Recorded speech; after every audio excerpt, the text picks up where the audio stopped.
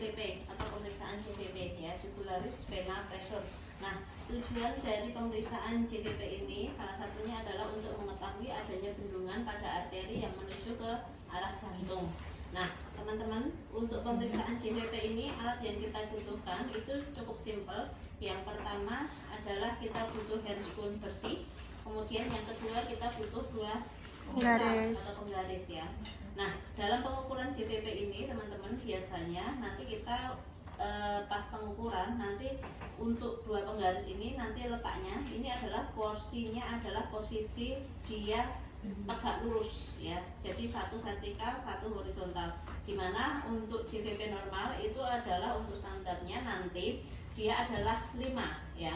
Nah, jadi nanti pengukuran, misalkan kita mengukur, ternyata mengukur itu nanti ditemukan hasil 2, berarti tekanan JVP-nya 5 plus 2, tapi nggak dijumlah ya, bukan dijumlah itu sama dengan 7 enggak ya. Jadi kalau misalkan ditanya berapa tekanan JVP-nya, 5 plus 2, 5 ini adalah nilai standar ya, tinggal nanti hasil pengukurannya berapa yang ke pasien ya.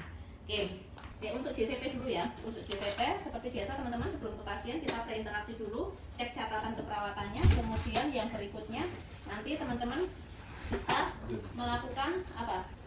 Komunikasi ya, komunikasi ke pasien. Jadi kontraknya diingatkan ya. Oke, ini kita sudah pasang handscoon. Nah, misalkan ini ada Tuan S ya, Tuan S usia 52 tahun datang ke rumah sakit dengan riwayat nyeri dada sebelah kiri, kemudian ada sesek ya. Hari ini kita sudah melakukan kontrak untuk kita lakukan pengukuran JVP ya. Oke, selamat pagi Bapak, perkenalkan saya perawat Anita yang pagi ini berjaga di shift pagi ini sesuai dengan kontrak kita hari ini. Hari ini kita akan melakukan untuk pengukuran vena jugularis pada leher Bapak. Nah, sesuai dengan prosedur nanti kita butuh waktu sekitar 5 sampai dengan 10 menit. Nah, sebelumnya mungkin kemarin juga sudah dijelaskan ya untuk urutan atau tata caranya, sehingga nanti untuk hari ini jika ada yang mungkin masih mau ditanyakan boleh sambil kita melakukan pengukuran. Oke, bisa kita mulai ya Pak ya. Oke, kita ambil 2 mistar ya. Kita ambil 2 mistar, kemudian teman-teman bisa lihat ya, ini agak diturunkan sedikit ya selimutnya. Kemudian mistar yang satu ya, sebelum kita pasangkan ke pasien, pasien diminta untuk tengok ke kiri, jadi lehernya noleh ke kiri ya, karena yang akan kita ukur di sebelah kanan ini vena jugularisnya. Ya Pak, mohon izin untuk kepalanya tengok ke kiri ya, ini kaku nggak bisa diputar ya, jadi posisinya gini, nanti kita ukur di sininya. Nah, vena jugularis ini adalah vena yang paling besar ya. Kemudian kita tempelkan mistar yang pertama ya. Ini ada vena jugularis yang paling besar ya. Kita tempelkan seperti ini. Oke, sudah. Habis itu kita ambil mistar satu lagi, kita taruh tegak lurus dengan mistar yang pertama. Kelihatan nggak? Kalau nggak bisa ke sini. Ya. Kita taruh mistar yang kedua tegak lurus dengan mistar yang pertama. Oke. Ini ada klavikula ya. Kita turun 2. Ini kan ada klavikula paling atas, tulang yang paling atas. Turun 2 lagi, sternum yang berikutnya yang kedua. Ya, kemudian di ICS ini nanti kita bisa tempelkan mistar kedua ini, kita ukur berapa senti. Nah, oke, akan seperti ini. Nah, ini berapa teman-teman? Nggak kelihatan aja di sini berapa? Ya kalian nggak menjauh semua, ngapain saya praktekin apa kalau kalian nggak melihat? Berapa ukurnya? Berapa? 12. 12. Ini Yang loh. ini apa ya? Yang sebelah sana 9. Ini loh, Ndok. 4 apa? Ini loh yang ke atas ini loh, yang vertikal itu loh. 4. Berarti 4. 4 ya, berarti 4. Berarti JVP-nya berapa? 5 plus 4. 4. Nah, nanti kalau ditanya hasil pengukuran JVP-nya berapa? 5 plus 4. Caranya begitu ya. Ini untuk pengukuran JVP ya. Sudah. Kalau misalkan kita cuma mengukur JVP, berarti kalau sudah ketemu hasil akhir berarti kita bisa terminasi ya. Sudah. Habis itu kalau sudah kita terminasi, Bapak mohon izin tadi sudah kita cek dan kita catat untuk tekanan jugularis pada vena Bapak ini 5 plus 4 ya. Insya Allah ini tidak ada pembesaran di area vena sehingga nanti bisa kita lanjutkan untuk pemeriksaan yang berikutnya.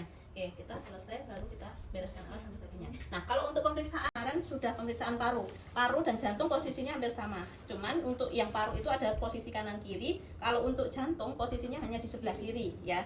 Teman-teman pernah melakukan EKG kemarin? Pernah. Sudah mengecek posisi di mana aorta, di mana apek, ya kan? Tricuspidalis sudah ya. Nah, ada yang sudah, ada yang belum.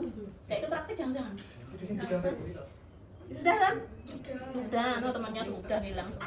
Oke, kalau kita pemeriksaan fisik jantung ya, kalau kita mau pemeriksaan fisik jantung teman-teman, yang pertama adalah inspeksi dulu.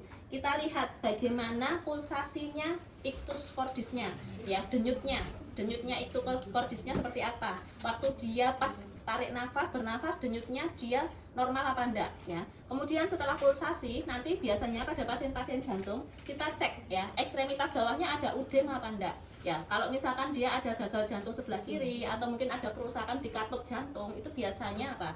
Dia akan bengkak di kaki telapaknya, baik itu kiri maupun kanan. Dan ketika dipapek aorta tricuspidalis ya, teman-teman bisa cek ya. Ini dipalpasi, diraba ketika dia pulsasi, bagaimana untuk rasa yang ada di dada sebelah kiri. Ada nyeri nggak? Kadang-kadang ada beberapa pasien ketika dia melakukan inspirasi ekspirasi dan terjadi pulsasi, itu kadang-kadang ada yang nyeri. Ya, pasien misalkan nih pada penyakit jantung koroner misalkan ya, kadang-kadang saat dia pulsasi mbak nyeri dadanya sebelah kiri, atau mungkin angina pectoris ya, biasanya nyeri di dada sebelah kiri. Nah, kita cek atau kita raba ya, ada nyeri enggak, ada benjolan enggak, kemudian ada pembengkakan jantung enggak, kemudian kita cek ya batasnya sebelah mana. Nah, kita bisa sambil peraba, misalkan dia ada pembengkakan, biasanya ada pelebaran batas jantung kadang sampai ke belakang sini, yang dia benar-benar dia ada pembesaran ya. Oke, kita cek apeknya biasanya di sebelah sini. Oke, sudah. Setelah palpasi kita lakukan perkusi ya. Perkusi teman-teman nanti kita awali dari area apa? CS2 biasanya ya, di sebelah kanan ya. Oke, boleh pakai jari telunjuk, boleh pakai jari tengah, boleh. Ya, nanti sampai dengan batas hepar ya. Ini ada diafragma biasanya ya di bawah sini. Kemudian ada batas hepar. Setelah ketemu batas hepar, kita naikkan satu ya. Kita naikkan satu lagi, baru kita tarik ke kiri. Untuk mengetahui batas antara apek, kemudian batas bawah, batas kiri, termasuk batas atas. Nah, kita cari. Nah, sudah. Baru nanti setelah kita dengarkan, teman-teman, kalau biasanya ada cairan di jantung, biasanya akan apa? Redup. Ya, suaranya redup biasanya ya. Kemudian kalau sudah, baru kita lakukan auskultasi ya, cek ya, mulai dari misalkan apeknya ya, di ujungnya, ujung jantung.